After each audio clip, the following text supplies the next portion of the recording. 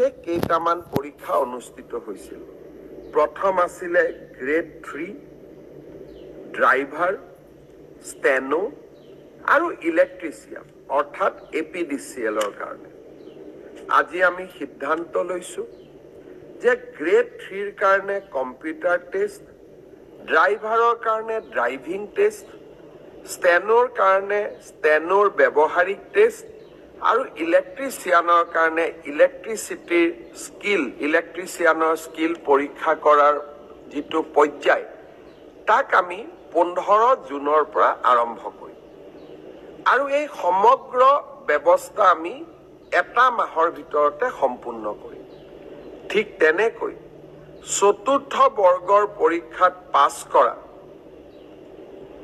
প্ৰাৰ্থীসকলৰো oral আমি 15 জুনৰ পৰা আৰম্ভ কৰিম আৰু এমাহৰ ভিতৰত ইয়াক আমি সম্পূৰ্ণ কৰিম। অলপ আজি বা কালি বা পৰহি ৰাজ্য চৰকাৰে আপোনালোকক আনুষ্ঠানিকভাৱে দিন আৰু বাৰ আপোনালোকক জনাব।